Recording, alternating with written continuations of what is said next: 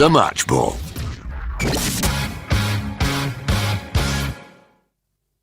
Hello there, and welcome to the show. It's brought to you in association with Levi Solicitors. Say some words, Michael. You're back off holiday on your corn again. All right, Will's Probate and Conveyancing. In other words, it's on the back of the new magazine. Thank you very much. There. Well, do you want me to do something special here? Oh. For the live stream. That's all fine and well, but watch this. If you're watching the live stream right now, you will see, look at that, you will see the magazine on the screen. Hell. Issue number 1 of the Square Ball for this season. Welcome back to the EFL, and it did feel a little bit like a welcome back to the EFL. Did you not think?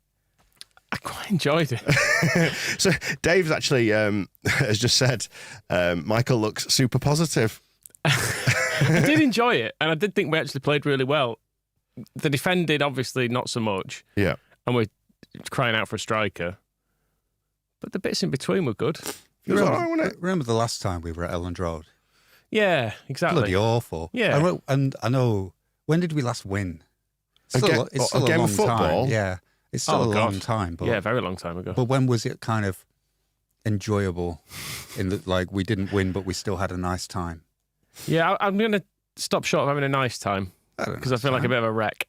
What's wrong with what a part of a 97th minute equaliser and shirts coming off? And I don't know if it was picked up anywhere else, but Charlie Cresswell was Leeds saluting as if his entire reputation as a Leeds fan depended on it. So it's like it was almost as if somebody said, "Oh, I think you really support Leeds," and he spent like 20 minutes just pounding his fist across his chest and all that kind of stuff. So that was pretty exciting. You got to love that. I do need to apologise for the state of my voice as well. I'm absolutely bogged down with a horrible cold. But I've also been shouting and singing and things as well, which is not good when you... Although I thought the atmosphere was not great. It was a bit flat. We'll get onto that in a second, actually. Just mention Cresswell, because Tony B said that Cresswell looked good going forward with the ball from defence. See, I thought they were very much allowing him to have the ball because they were like... It's exciting though, wasn't it? I think they were very much it was like watching John Stones. If we're going to let someone have the ball, it's probably best if it's him. The one time he went... running away with it, and they did try to tackle him. They got the ball off him, and I think he stopped it after that. So maybe that's a work in progress. There's lots of things that were work in progress. I mean, we can't keep giving, we've only done it once, but we can't be giving teams 2-goal head starts and sorting out at half-time. But we've got to concede our customary 2 goals, though, Moscow. It looked, there was rustiness involved in all that, wasn't there? Where it's kind of... I thought so, yeah. I don't know. I'm still intrigued as to what was going on with the first one, because it wasn't the first time that Luke Ayling had just been kind of left alone with somebody running into loads of space behind him. And on the first one, Nyonto, who was our number 9, was kind of standing on halfway with a very guilty look on his face. So he was like, should I be doing something here, Luke? Or are you all right with just, they're going to score? Okay. So I don't know if it was, Somerville was right wing, whether he should have been around or what, but yeah, we just kept doing that, just kept leaving Luke on his own. Although it's a matter of leaving him on his own, and also Ayling was like in their half when the ball was played through, and it was like, oh right, there's no one there. And then by the time it was crossed, it also seemed the centre backs weren't marking anyone either. So it'll be interesting to know what the plan actually was. I don't think the plan was just to like stand in their half and not leave anybody marking their winger, or maybe that was, and maybe it really was Luke. Make a 40-yard run at 32 years old. Isn't it the midfielder who's supposed to drop in to cover the fullback position if the fullback goes marauding forward? So it could have been. I mean, that's it. It was all a bit of a mess, that one, wasn't it? And then the second one as well, with Yelda being played past very easily, little 1-2 that, and then everybody was kind of standing around going, don't really know what to do about this now. So... things to work on there, aren't there? Yeah, definitely. It was funny, wasn't it, watching us essentially completely dominate a game possession-wise, make just about all the running, and then still concede 2 goals from the only 2 attacks we faced. It felt very Leeds. It felt very on brand, actually. It was a bit Bielsa in that respect, wasn't it? That we had all of the ball, and then whenever they had it, they scored. I've not even looked at the stats. But you're right, though, about that rustiness, Moscow, because I saw us passing the ball around in that first half, and you got that first grumble, and I noted the time, it was 40 minutes when that first grumble started, when obviously we were 2-0 down at that point, but... frustration at the passing the ball as we were doing. Although I will say 87% accurate passes, which I think is more than we had in any game last year. That's the whole of the season. We've used all our allocation from last season. We had a year of dreaming of players who could pass to each other, and then 40 minutes in, Liam Cooper dared to put his foot on the ball and wait. And fucking, what are you doing? Get rid. But we were 2-0 down, so that was it. And yeah, the stats at half time were we'd had 10 shots, but that classic thing of we'd conceded. I think Cardiff had 4, and they had 2 goals, and we had none. And they also, like, our XG wasn't over 1, so we'd had however many shots we'd had, they weren't of good quality. That's what that tells you. So that's maybe that's the thing. Looking up the other end is that having lots of wingers trying to make things happen, but nobody to sort of get on the end of it. I started thinking it 2-1 as we had sort of winger after winger taking it on themselves, that there's probably, I could picture at some point like the 4 of them having a massive tear up because nobody's passing to each other. I mean, they kind of were, but then there was definitely the vibe of like any sort of hint of an opportunity to beat 3 men and score. They were going to do that rather than pass it. I could see it coming to blows at one point, but then Somerville with the equaliser was a beautiful thing. That Sinisterra backheeling around somebody to then have a shot. So then the rebounds. This is it. They're all going to backheel around 3 defenders and shoot. So the other 3 of our dynamic front 4 have to be ready for the rebounds. You're not going to get past 2. You're going to get rebounds, and it'll be fine. Because it's really exciting. It just doesn't get many goals. There were points today where when we were working out wide, and it was quite nice, which I think they were kind of allowing us to do because we didn't have a striker. But just think if there was just an option to mix it up a bit on the crosses, because we were quite rightly putting in low crosses, which is less frustrating than hitting a high cross to Nonto. On your head, don't know. But this is much easier to cut out, and it just feels like if there's a bit of variation in it, so you could have a striker maybe peeling off to the back post who can head it either at goal or back across, or just for a bit of variety. It was constantly trying the same thing over and over again, and there were a couple that went across goal where they didn't go cut out, but no one else was there either, and it just felt frustrating. It felt like a striker would have been a massive help. I think like that's when Moscow was talking about that rustiness, we didn't quite know what to do in that first half with it at times. There was like the one option, which was where all those players' natural instinct is to pick it up and run with it, and they didn't because, they did, and they didn't know any other way. They didn't know anything else to do with it. But then if you notice the contrast with the second half, which I liked, where they started doing little interchanges of passes and layoffs at the edge of the area, which seemed to work. Getting it, because obviously the goals were in the middle.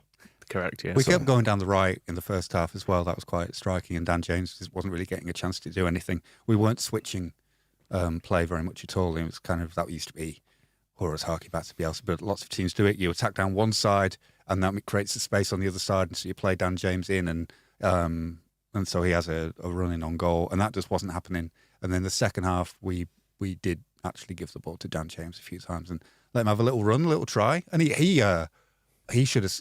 I mean, he did everything right. The save that stopped him from scoring was a really good save. That was going right in. That was the bottom of the post. So it was a good effort. And he had that one in the first half where he kind of ran onto the ball and chested it down and then shot into the south stand. But he was doing all right, but wasn't involved enough in the first half, it felt like. I don't know, maybe it's short pre-season. So, Farker said after the first pre-season match, wasn't he? He said, we have worked on the attacking. We have not yet done the defending. That doesn't sound much like him at all, Moscow. Maybe they've got as far as talking about attacking down one side, and at half time he's like, okay, I'm going to have to rush through this now, but you can go on the other wing as well. I mean, the defensive side of it was awful. I have to say, I was absolutely livid with the fact they scored 2 goals so incredibly easily. And I was thinking at that point, at the point when the second goal went in, I'm thinking, okay, well, let's just buy a left back, and then we can play Sam Byram as right back, and that reshapes the whole defence. And Strauch, I'm still not convinced.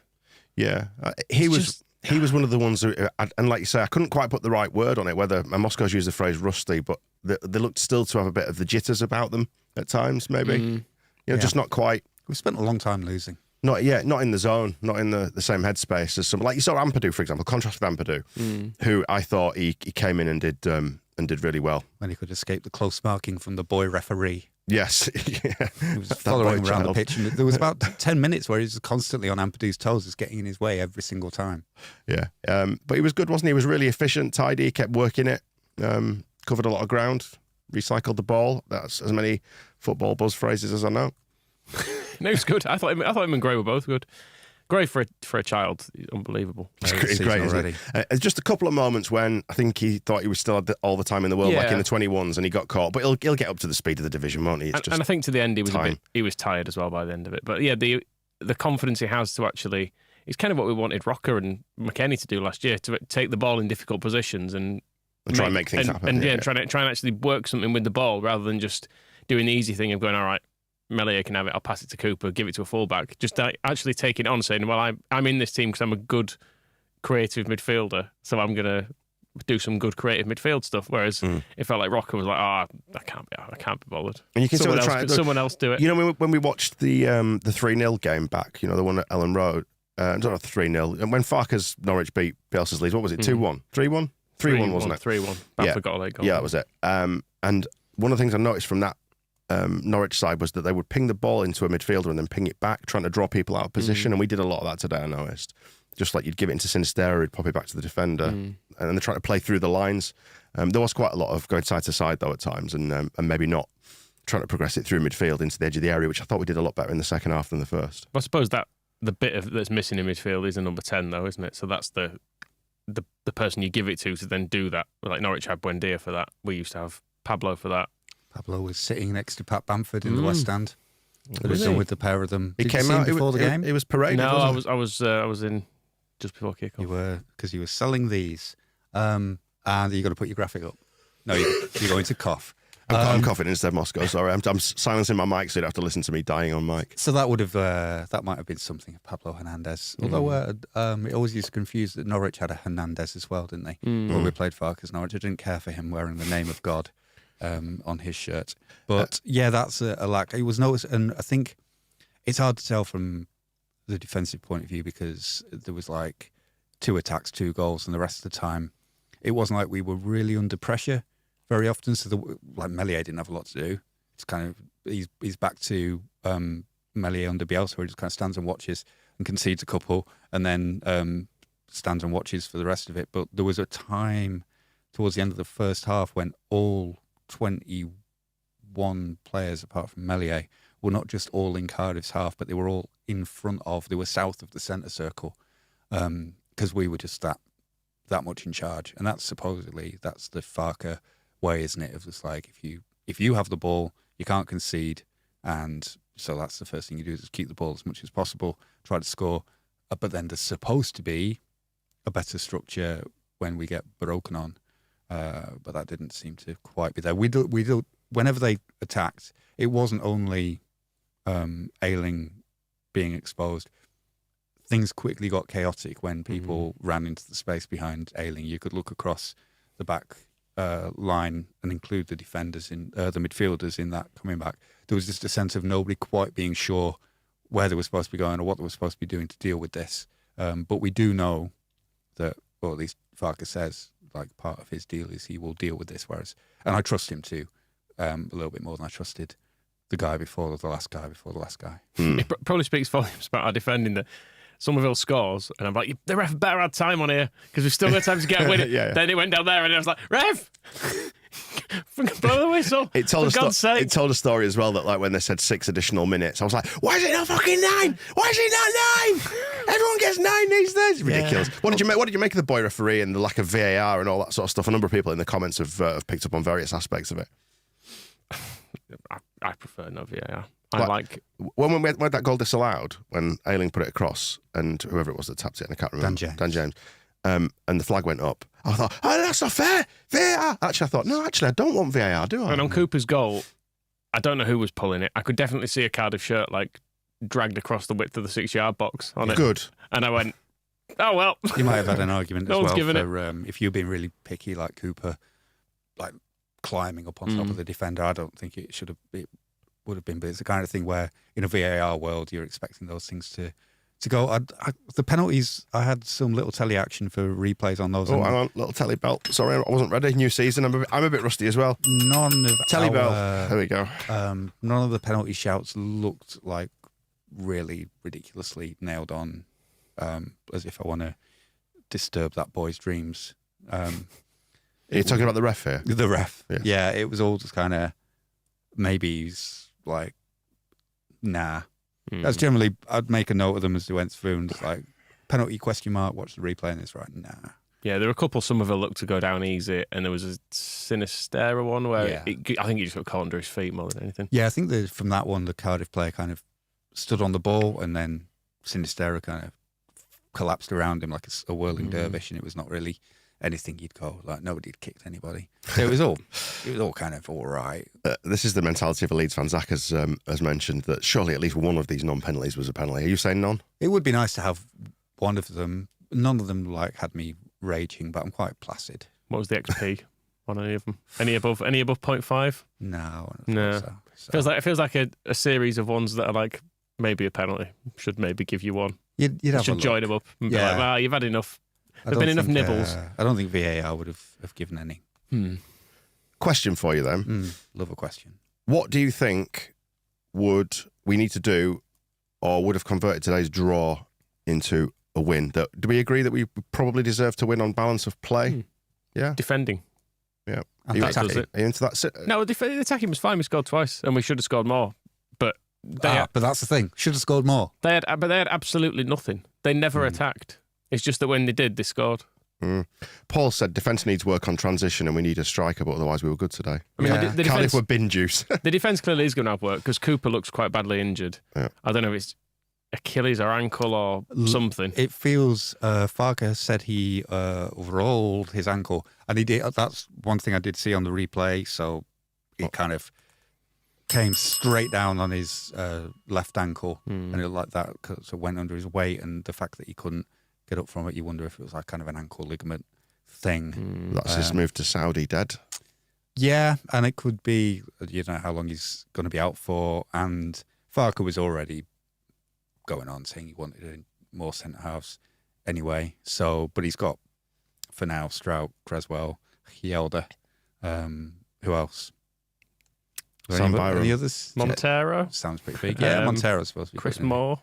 Yep. So there are a few children dotted around, but yeah. So we were already looking for new players there, so it doesn't really change anything. And the same at the other end, where it's all. I mean, I don't know if I can't be consistent. I've changed my mind all the time. But I have a feeling I've always wanted, just like set the squads at the start of the season and say, right, nobody can buy another player until the season's over.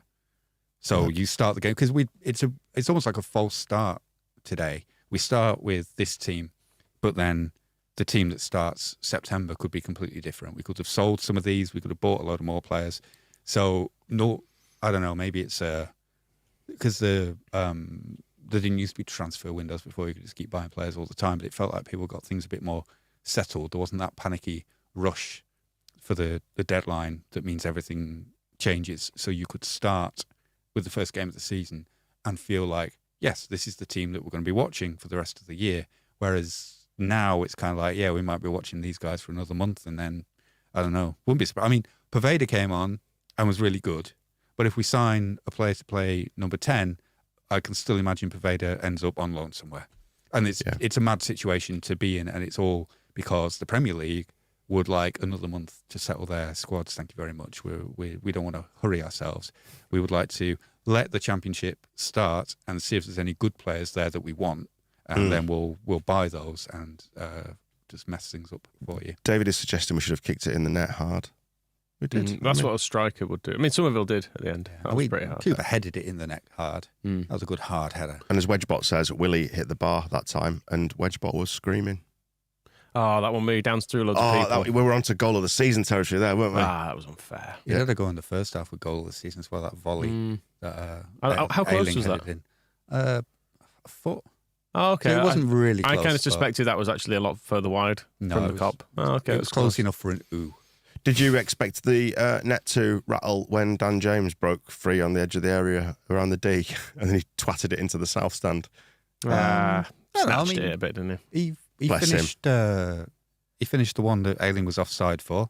So he put that away, and then his shot that was a brilliant save to keep that out. So 2 out of 3 ain't bad. He's allowed to. Alioski used to do it all the time, and we loved him. And he was fast, and we loved him. So Dan James is all right. I thought he was better in the second half when Farke had evidently told him at half time, just get the ball and run with it. Yeah. Stop cutting inside and trying to do elaborate interchanges of passes. Told the other players to give it to him. Yeah, just give it to him and let him have a run at the fullback. I think there was one chance. It just goes back to what I was saying about them all sort of trying to dribble and score, which is great when Nyonto's running through and Nelly Maradona's the whole thing. But there was one, I think it was Sinistera. Dan James was out wide, he was to his left in loads of space, and instead he's like, now I'm going to dribble into the penalty area and have a shot. And just that little pass into room could have had one of the low crosses that Michael hates, and then does he hate them? It probably would have been just established. I don't hate them. I'd like to have the option to not always do them, which you can do if you have someone above 5'8" in your attack. Yeah, it was crying out for a number 9, wasn't it? And potentially number 10, as you mentioned before. Like, it would have made all the difference. That somebody in there to link it up, which is what we started doing around, like I said, the edge of the D when we were starting to do those little interchanges of passes. You could imagine a dedicated number 10 maybe in there doing some bits. I mean, it was obvious, I thought, when we got the ball on the edge of the box versus when they had the ball, that the control and ability to work in tight spaces of people like Sinisterra and Somerville was a million miles ahead of anything they had. They didn't look like they had much about them in that, other than when they ran at Helder for that goal when he was on the back foot. They had that one pass in the second half that went between Byram and Strauch, and then Meslier. Couldn't work out if his start position was wrong or if he could have come out and cut it out, but it just went to their striker. He just blasted it. It went miles over. So, like, if that's all they're going to do, fine. Funny one, Chris Somerville, didn't you think? Like in the first half, I was frustrated with him, but could see what he was trying to do. I mean, maybe it was just symptomatic of Leeds as a whole overcooking stuff a little bit in that first half. But I thought he was our best player. Oh no, then second half I thought he was absolutely amazing. Like, I was thinking, you can take him off for me, put somebody on who's got a bit more end product. I was there gazing across the touchline at Dan James, but yeah, I thought he was outstanding. Those, like I said, those little turns, pick it up, drop it into somebody, try and receive it again. They kept plugging away, didn't they? And got the just desserts at the end. It was what a nice moment. We haven't really touched on that as a moment, have we?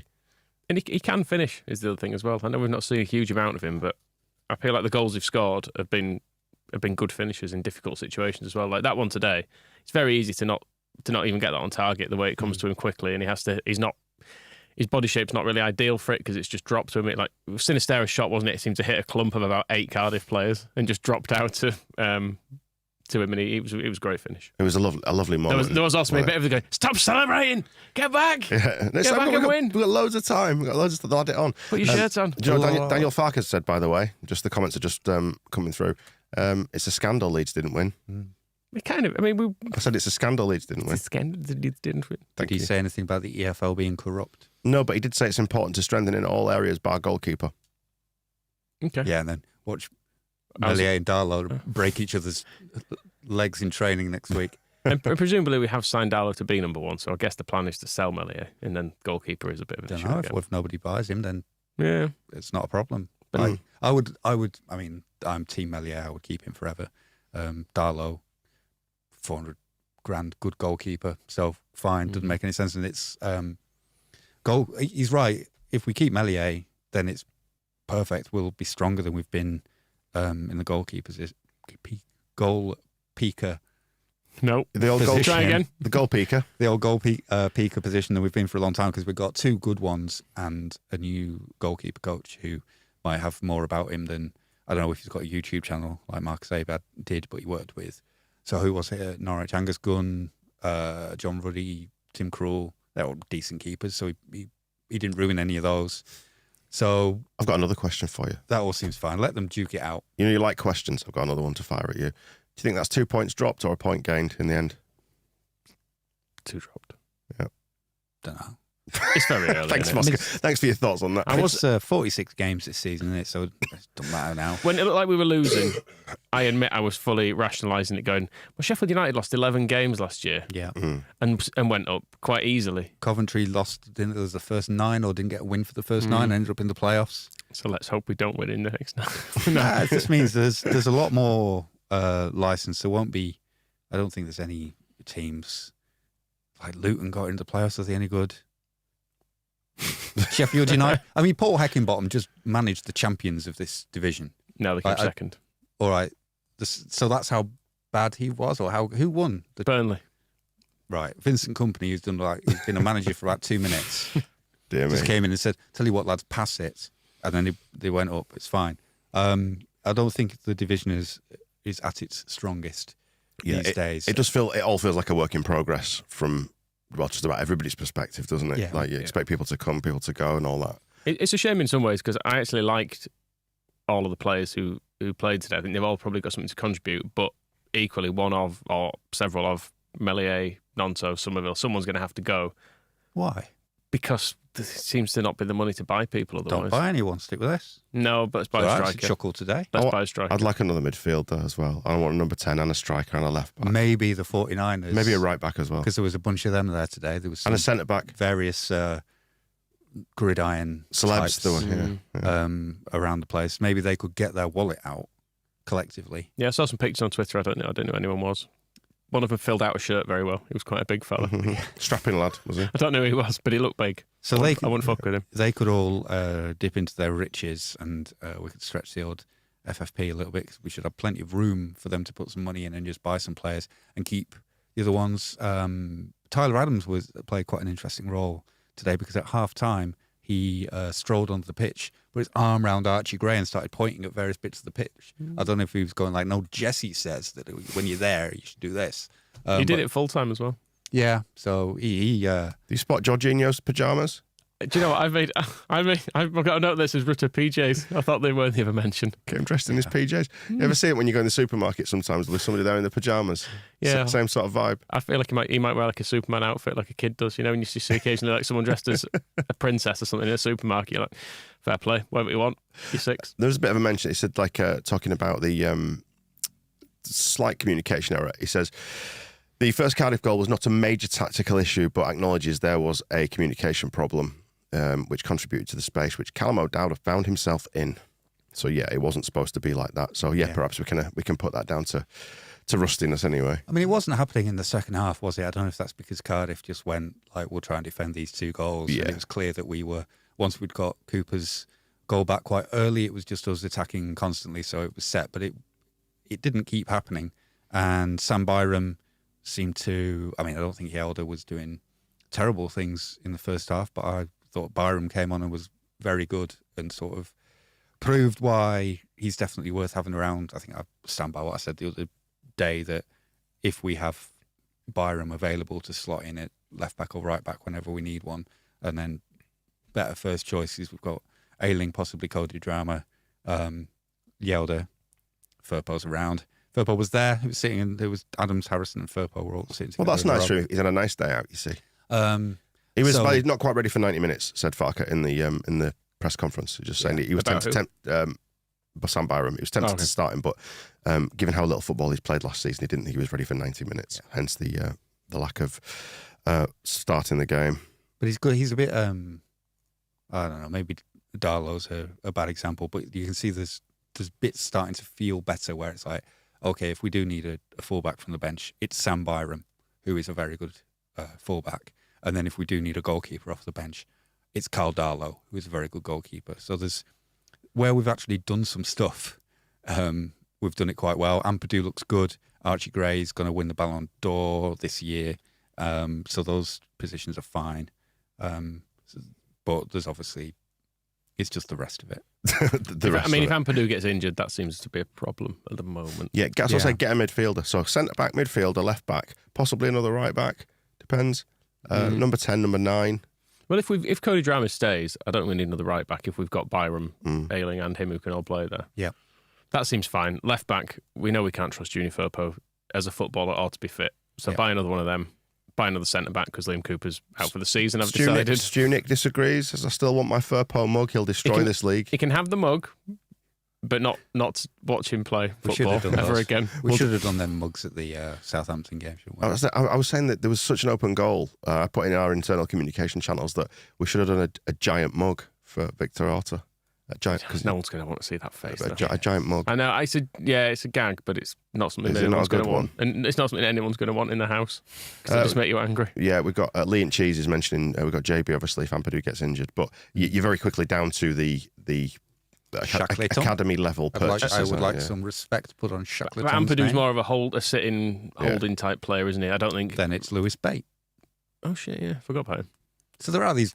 We have got these kids around, but I was going to say, with Somerville and all the sort of forward players, Gelhardt coming on, there's a lot of them who have got a lot of potential, but the thing with them is they've never really put it together over a consistent number of games because they've just not had the opportunity. Somerville's not been in a situation since leaving the Netherlands where it's like, right, you're playing 20 games in a row and see where that gets you. So that's sort of, I think that contributes to the rustiness as well, is you've got a lot of kids who kind of they get it. They've done bits. They've done under-21s football, under-23s football, and kind of been in the Premier League here and there. But that going in start of a season, you are the starting players and you make it all work from the get-go is quite a lot to ask for. Like, what's the age of our front four today? I suppose Dan James has got more experience. He's only about 25 though, isn't he? 26. Yeah. He's got the face of a 12-year-old boy. Sinisterra's 23, is he? And spent most of last year injured. And then Nottingham and Somerville both still very young and not played loads of games. And you can see the difference sometimes. That was maybe with Charlie Creswell when he went charging up the field to get tackled. You can tell the difference between a player who's played loads of games and a player who hasn't. And I think that's where Sam Byram helps as well. Yelder might be the best example there. He had his loan at Rotherham, but you just needed, all right, Sam Byram's... Streetwise, isn't it? Street smarts. He's been around for 10 years. He can handle the second half. And I did see Farker was consoling or having a little word with Yelder at full time. So, although I did notice from Yelder's point of view, they did score, and then he immediately sent Sam Byram out to warm up. It did remind me a little bit of Grayson sending Alex Cairns out to warm up after. At least it was the other side. Like he may not have noticed. Yeah. As Brian's just saying in the comments, can we at least wait until the Christmas break to panic, or would that make this all less fun? That's not a panic about. I mean, that's no need to panic. It's like you said, Moscow. It's a long season, isn't it? Yeah. There's that, and also just stop trying to predict the future. I think not losing is genuinely important. Yeah. Because we didn't deserve to, and it doesn't feel as bad, does it? Yeah. Going into the week ahead, just thinking, fucking hell. If it had finished at half time, this would have been quite a bad day, a bad way to start the season. But it was really annoying when they scored in the first half too, because I was quite enjoying it. Were you thinking it's a bit unfair, that? Yeah, I really did. Like in a really childish way. Like, that's not fair. Yeah, we're doing this. It's when they started singing Leeds United, it's happened again. I couldn't help but go, you know us too well. Yeah, the only problems in the first half before they scored was that we weren't. That was the only thing you could really say that was wrong with it. And there was maybe a hint of, I don't know if we started getting carried away with how much we had the ball in the first half, because that was kind of the first outbreak of players getting confident, and they should never do that. No, I can remember. Complacent. Confident. There was a mixture of that. I can remember, maybe it's about Somerville not having a great first half, but there was a good move across the pitch. Sinisterra did very well, played the ball to Somerville, and then he tried to play a ball with the outside of his boot through the chest of a Cardiff player. Yeah. And I was just like, that's a little bit, just some safer options are maybe needed at this time. And it was just when we'd had the ball for ages and it was clear that we were better than Cardiff, and that started happening. It's like, and then they scored. And it's like, you can kind of see, and again, maybe it comes back to that thing of just experience and game management and learning what the best options are. But then the equaliser comes from Sinisterra back heeling around somebody and having a really good shot. And Sinisterra did that pass, the one you're describing by Somerville, which I kind of went, oh no, don't do that. But Sinisterra actually executed it in the second half, yes, he did. Which was lovely. Beautiful ball out to Byram. I also noticed that Pascal Strauch was very good at passing to Sam Byram, if that makes any difference whatsoever. Excellent. There was lots of he should be better at defending. Where he had to, he would pass it dead close to their defender, but still get it to Sam Byram in a good position. So, if all the defending he has to do is stand 30 yards from Cardiff's goal and pass to Sam Byram, that would be fine. That's going to be a great but season. we did concede 2 today, so we probably can't overlook that. West Brom against Blackburn. No, sounds dreadful. Did you see their second goal? No. Right. So, who played? Blackburn scored, and then West Brom kick off, and then they passed it back to their centre back, who then passed it to their striker, and he scored at 2-0. We should have tried that today. It was great. So the sort of I watched all the EFL highlights, which just felt dominated by Neil Warnock. The whole thing was like a Warnock-a-thon, because he was Huddersfield down at Plymouth. He's I got a great reception here, we lost and we were terrible, and it was even I don't know who the presenter was, but they did the great thing. He'd said I've picked a few of the lads out in the changing room. She went, who did you pick on? He's like, Well, it was, and he told her. So it wasn't even trying to go, oh, no, that stays in the dressing room. No, absolutely hanging everybody out to dry. But it's only an absolute tap-in. And he did as well. It was great. He said, it's funny because I'm only really here as a favour to the chairman because we said there's been a lot of upheaval at Huddersfield this year. We thought getting a new manager in who doesn't know the lads would probably set them back. It could ruin this club if they brought another manager in. So I'm doing it. It's funny because I'd said to Amy, he's off now. You see, I said to Amy though, when we were here before I went back to Huddersfield, I was like, if Plymouth go, we could be here watching them from a box and having dinner. I was saying to Amy, and I said to Amy today, it's like, I can't believe I'm going back, but I'm in the dugout. And it's just like, why is all this happening? But point of all that is, if you think our defending's bad, it's like bloody hell. There's a lot happening out there that makes us, that's the thing is Strauch, maybe we still have, and obviously we've seen today where there were problems, but those little bits of Premier League heads still on. I felt like there's been a lot of the summer where it's like, is Strauch going to be good enough? Well, if we're still playing Liverpool, probably not. But like I said, the example of him and Byron being split by a pass and their goal, their forward being through on Meslier and he just blasts it into the south stand. It's like, Mo Salah isn't here anymore. Erling Haaland isn't finishing these chances.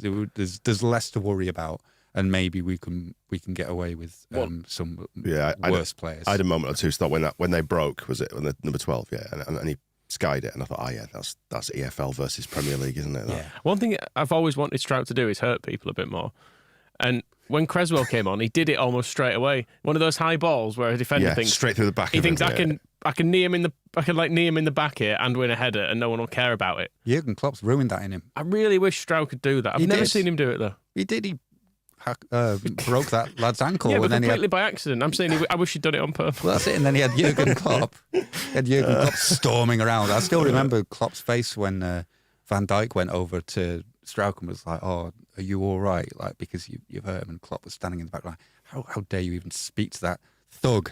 And ever since then, I mean, he was always, at least Lee Tomlin wasn't there to torture him this time. But. Let us wrap it up on this final thought, and that is, do you know what? I've had quite a nice day out today. I've enjoyed it. In the end, I've enjoyed it because we got a nice finish to the game. It's nice to have the football back. I was really looking forward to seeing Leeds again, and we played and we passed the ball to each other.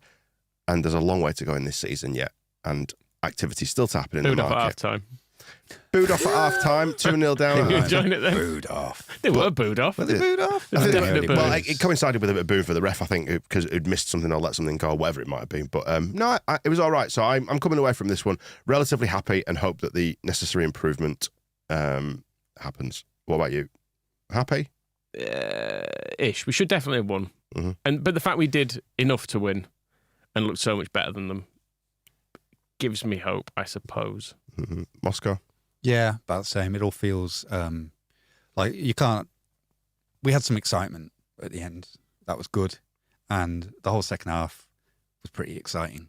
It was just doing lots of attacking. That's what football's about, isn't it? Excitement. Yeah. It's weird about the second half. We obviously scored really early in it, and then it was just attack against defence. And if that's the other way around, I don't for a second think that we're going to keep it tight. Whereas there, I was like, it got to about 70 minutes. I was like, we're not scoring. We're never going to score. We're never going to score again. Pathetic. Whereas if it's the other way, 70 minutes gone, I'm like, it's a matter of time. Any minute they're going to score. We can't keep defending like this. It's too deep. We need to push out. I suppose we did score in the end. We did score in the end, and we got a point. It's better than no points. Yeah. And that's maths. That's number one for you, mate. When did we last win a game? Christ, it was a long time ago. It was... It was Forest. It was Forest at home. Was Javi Gracia in charge last time we won a game? It was the Forest game. I was on my holidays then. What was the date of that? Bloody hell, it was a long time ago. Well, try and find out. It was 4th of April, and it's now the 6th of August. Wow. So, we'll beat Shrewsbury. Fingers crossed, touch wood, all that stuff. And then, who we got next? Tyler Roberts, Birmingham, isn't it? Away. And then we're at home to West Brom. Who's defending I just described to you. So fine, great. We're going to have great fun. Obviously, we're not going to get a goal. What do we need to tell the members to do? Members, leave us your scores. Yeah, if you found this stream, you'll find that. Yeah, it's in the daily email, isn't it? The link to leave us your scores. And on the menu, if you just go on the website, look at the menu, like everything is laid out there. It's clearly as I can make it. Yeah, hopefully. perfect. And give us your feedback as well. Propaganda returns this week, doesn't it? We've got Phil tomorrow. I have a bit of a different shape to it because I don't think Cardiff have any podcasts. Yeah, but we'll just see what's going on in football. We'll find something. You're looking for Talk to TSB on the menu in case it's not. Yeah, but Man City are playing in the Community Shield as we speak, so there'll be some City extra. Oh, flames in the chat and all that. What are they doing? Are they winning? Don't know. We'll have a look. Probably. It's pointless anyway. I'm trying to end the show. Let's just only a charity extend it. Press your button and end it. All right. Fine. Is Robbie Keane one of the managers? I'm going to press my button and end it now. Bye. Bye, everyone. The Match Ball.